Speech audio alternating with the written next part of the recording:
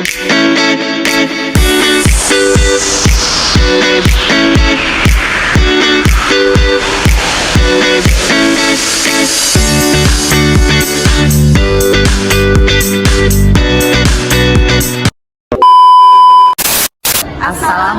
warahmatullahi wabarakatuh. Hai guys, saat ini kami ada di Jakarta di Dewan. Kami berada sekarang di Kementerian Kependudukan dan Pembangunan Keluarga atau KKBP. Nah, materi pada hari ini akan dijelaskan oleh Filza. Hai guys, perkenalkan nama saya Filza Sabrila, NIM 23042281. Jadi kali ini saya mau menjelaskan kembali materi yang disampaikan Bapak Prof. Budi Setianu PhD sebagai Sekretaris Kementerian Kependudukan dan Pembangunan Keluarga atau Sestama BKKBN tentang stabilitas dan ketahanan demografi. Singkatnya, Indonesia sekarang lagi berada di masa bonus demografi di mana jumlah penduduk usia produktif itu sangat besar. Ini sebenarnya peluang besar banget buat Indonesia maju. Tapi kalau kualitas SDM-nya nggak siap, bisa berubah jadi masalah. Masih banyak tantangan seperti banyaknya pekerja informal, pengangguran usia muda, partisipasi perempuan yang rendah, dan angka stunting yang masih cukup tinggi. Bapak Prof. Budi Setianu PhD juga jelasin kalau ketahanan demografi itu nggak cuma soal berapa banyak penduduk kita, tapi seberapa kuat dan siap penduduk itu menghadapi masalah. Ada 3 aspek penting: kemampuan menahan guncangan, kemampuan cepat pulih, dan kemampuan beradaptasi sama perubahan jangka panjang. Nah, untuk bisa kuat di 3 hal ini, Indonesia harus fokus ningkatin pendidikan, kesehatan, keterampilan kerja, dan pemerataan pembangunan. Kalau negara maju udah pusing sama penuaan penduduk, Indonesia justru harus memastikan penduduk mudanya bisa produktif. Makanya strategi utama yang ditekankan adalah penghapusan stunting, peningkatan kualitas pendidikan dan pelatihan kerja, penciptaan lapangan pekerjaan, dan penguatan layanan kesehatan. Intinya, biar Indonesia siap menuju Indonesia Emas 2045, kita butuh kebijakan yang terarah dan kerja sama banyak pihak. Semua usaha ini dilakukan supaya penduduk Indonesia benar-benar jadi SDM yang unggul, sehat, tangguh, dan siap menghadapi tantangan masa depan. Nah, sekian materi yang saya sampaikan. Dadah!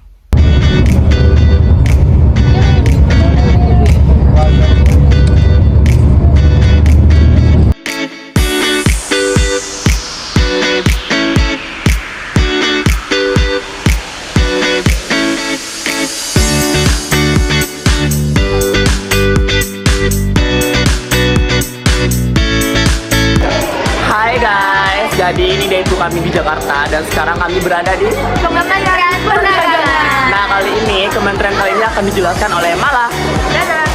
Baiklah, di sini saya Nur Kamalawati dengan NIM 23042321 akan menjelaskan materi di Kementerian Perdagangan Republik Indonesia dengan judul materi yaitu Peran Kementerian Perdagangan dalam Peningkatan Daya Saing UMKM di Indonesia. Dengan pemateri yaitu Bapak Iqbal Sofwan Sofwan selaku Dirjen Perdagangan Dalam Negeri di Kementerian Perdagangan Republik Indonesia.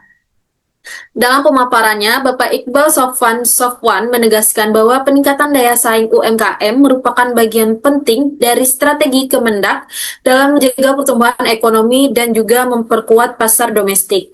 Beliau menunjukkan bahwa meski Indonesia mencatat surplus perdagangan yang cukup tinggi, kekuatan sesungguhnya terletak pada kemampuan UMKM untuk masuk dan juga bertahan di pasar modern serta siap bersaing di pasar global. Karena itu, Kemendak menjalankan berbagai program yang langsung menyentuh kebutuhan UMKM, melalui dari perluasan akses pasar, kemudian peningkatan kualitas produk, hingga perlindungan dari praktik impor yang merugikan.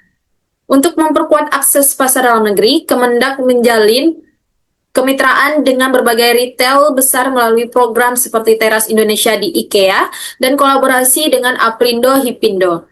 Melalui bisnis matching dan juga dukungan promosi, banyak brand UMKM berhasil masuk ke department store seperti Sogo dan juga Hero Supermarket. Beliau juga memperkenalkan gerakan Kamis Pakai Lokal atau disingkat dengan Gaspol sebagai upaya membangun kebanggaan masyarakat terhadap produk lokal, sehingga UMKM menjadi dukungan yang lebih luas. Dari sisi kualitas, Kemendak membantu UMKM meningkatkan standar produk melalui program UKM Pangan Award, kemudian pendampingan branding dan juga kemasan, serta fasilitas pemeran seperti Pangan Nusa dan juga Inakraf. Upaya ini membuat produk UMKM lebih siap memenuhi kebutuhan pasar dan juga selaras dengan standar retail maupun ekspor. Sementara itu, untuk menjaga pasar tetap sehat, Kemendak menerapkan berbagai instrumen trade remedies seperti BMTM, BMTP, dan juga BMAD agar UMKM tidak dikalahkan oleh produk impor yang masuk dengan harga yang tidak wajar.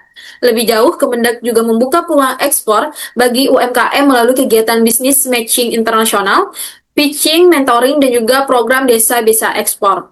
Dukungan ini membantu UMKM menembus pasar global dengan lebih percaya diri. Ditambah dengan perundingan berbagai perjanjian perdagangan internasional, Kemendak memastikan produk Indonesia termasuk produk UMKM memiliki akses pasar yang lebih luas dan juga kompetitif. Secara keseluruhan, Bapak Iqbal menekankan bahwa semua upaya ini dilakukan untuk menciptakan ekosistem perdagangan yang mendorong UMKM benar-benar naik kelas dan menjadi kekuatan ekonomi nasional. Sekian penjelasan dari saya, terima kasih.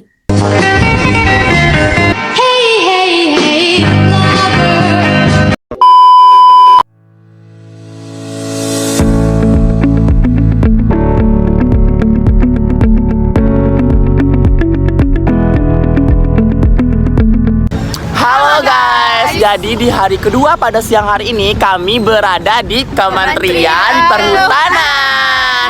Nah, seminar kali ini akan dijelaskan oleh Zami. Hai guys, kenalin nama saya Muhammad Zamzami dengan NIM 23042309. Nah, pada kesempatan kali ini saya akan menjelaskan kembali tentang materi yang disampaikan di kawasan Kementerian Perhutanan pada saat dilaksanakannya KKL Integrasi Jakarta. Nah, pada saat itu dijelaskan berbagai topik tentang perhutanan, mulai dari bedanya hutan sama kawasan hutan, rencana kawasan hutan, rencana pembangunan kehutanan, mandat penyusunan rencana kehutanan, dan masih banyak lagi. Nah, baik, yang pertama saya akan menjelaskan tentang perbedaan hutan sama kawasan hutan.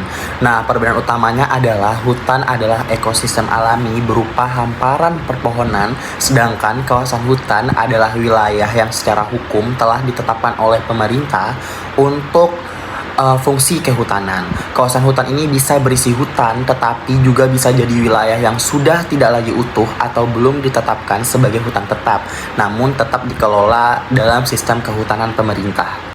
Nah, selanjutnya juga dijelaskan tentang rencana kehutanan. Jadi rencana kehutanan itu adalah perencanaan yang berisi arahan makro pemanfaatan dan penggunaan ruang serta potensi kawasan hutan untuk pembangunan kehutanan dan pembangunan lain yang menggunakan kawasan hutan.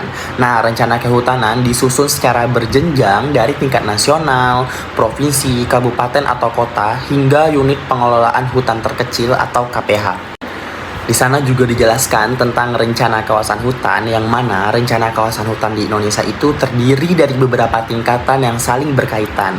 Yang pertama yaitu RKTN atau Rencana Kehutanan Tingkat Nasional, yaitu dokumen perencanaan sektor kehutanan di tingkat nasional yang memuat arahan makro pemanfaatan ruang dan potensi kawasan hutan untuk pembangunan kehutanan dan kegiatan selain kehutanan. Nah, RKTN ini biasanya mencakup arahan ruang kehutanan, target capaian, serta kebijakan dan strategi pengelolaan sumber daya hutan di skala nasional selama jangka waktu tertentu, misalnya 2011 sampai 2030. Nah, RKTN ini menjadi acuan untuk perencanaan kehutanan di tingkat daerah dan tapak. Yang kedua, itu ada RKTP atau Rencana Kehutanan Tingkat Provinsi. Nah, perencanaan kehutanan di tingkat provinsi ini yang menerjemahkan arahan dan kebijakan RKTN ke dalam konteks wilayah provinsi. RKTP ini berperan dalam menyusun rencana makro pembangunan kehutanan yang sesuai dengan karakteristik dan potensi provinsi. Yang ketiga ada KPH atau RKPH, yaitu Kesatuan Pengelolaan Hutan dan Rencana Pengelolaan Hutan. KPH adalah unit manajemen RKTN yang bertanggung jawab atas pengelolaan kawasan hutan di tingkat tapak. RKPH ini merupakan rencana pengelolaan hutan yang disusun oleh KPH berdasarkan arahan dari RKTN dan RKTP serta kondisi lokal di lapangan. Nah, RKPH ini mencakup tata hutan, pemanfaatan, rehabilitasi, konservasi, dan partisipasi masyarakat.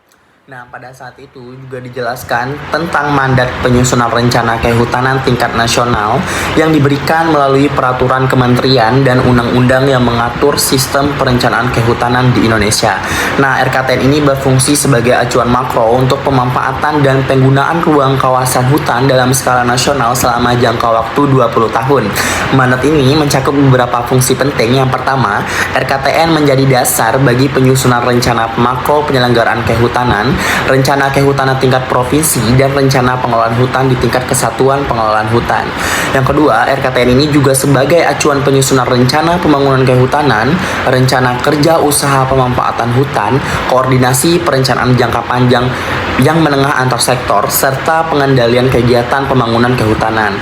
Yang ketiga, sistem perencanaan kehutanan itu bertujuan untuk mengatur integrasi, koordinasi, dan sinergi kerencanaan kehutanan di berbagai tingkat pemerintahan agar menjadi rencana kehutanan yang utuh dan menyeluruh sesuai tujuan yang telah ditetapkan.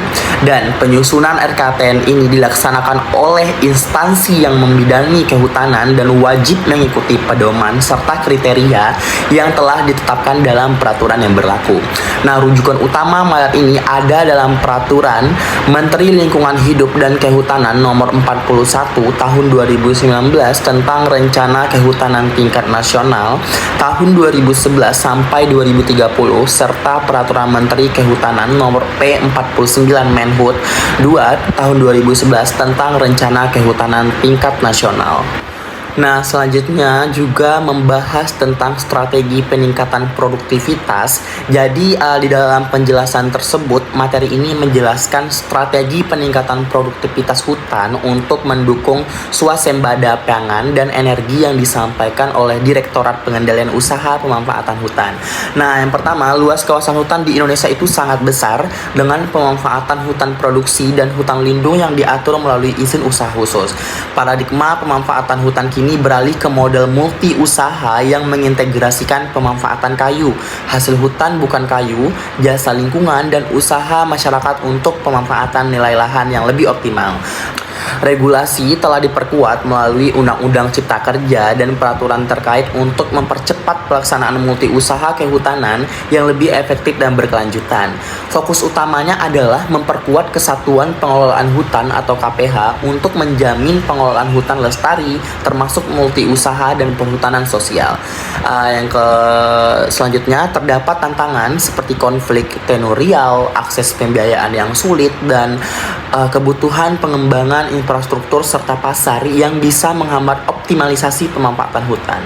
Strategi ini juga mencakup pengelolaan areal kerja multi usaha dengan perhatian pada agroforestry, tanaman pangan, konservasi, kemitraan masyarakat, dan pengembangan produk bernilai tambah. Nah, intinya materi ini mengedepankan pendekatan inovatif dan terintegrasi dalam pemanfaatan hutan untuk mendukung ketahanan pangan dan energi nasional lewat peningkatan produktivitas dengan prinsip keberlanjutan. Nah, mungkin sekian materi dari saya. See you.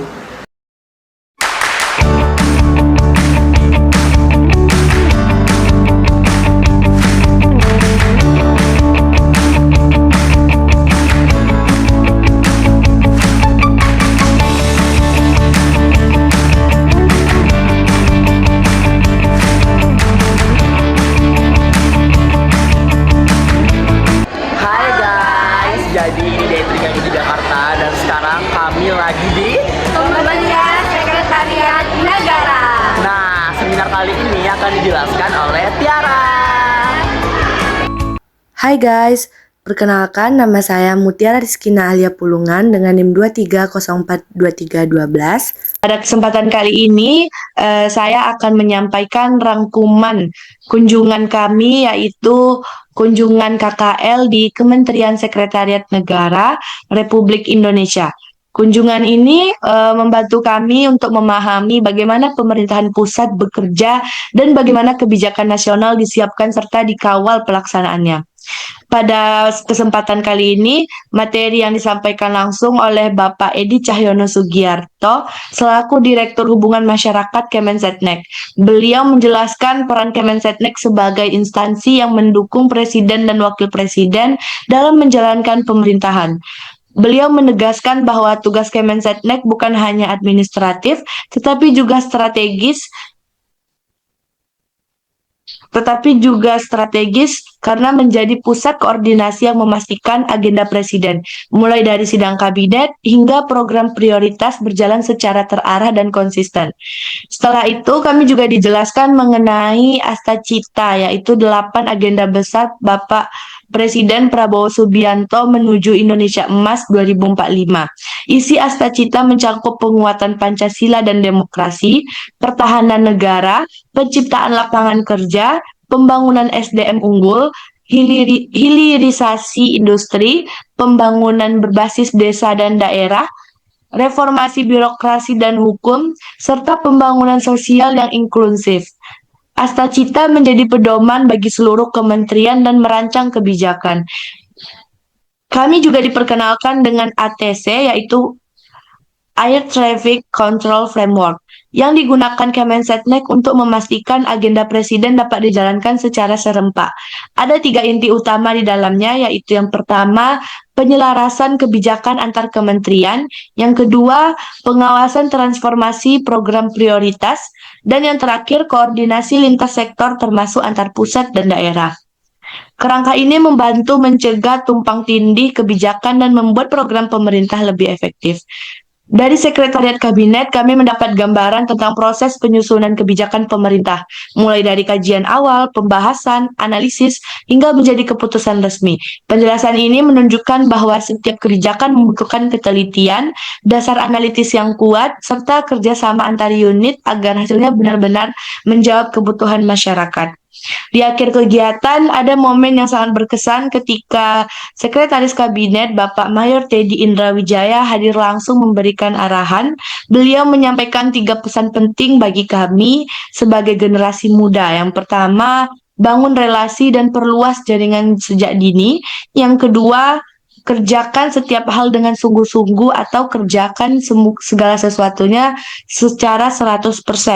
Dan yang ketiga yaitu jangan lupa doa serta restu orang tua sebagai kekuatan utama dalam menempuh pendidikan dan karir.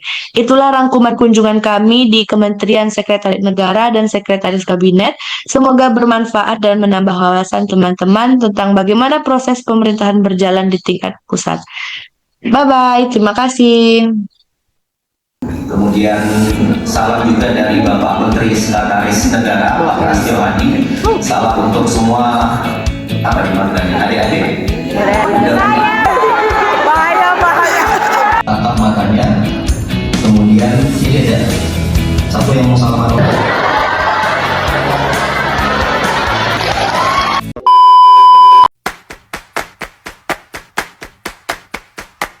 Remember when we would stay out too late? We were young, having fun, made mistakes. Did we ever know? Did we ever know? Did we ever know? Yeah. All the things we just think of and say, never wrong, always right, not afraid. Did we ever know? Did we ever know? Did we ever know? Terima kasih banyak Bagindo. Dadah Om. Baginda yang sudah menemani perjalanan. Sarangnya.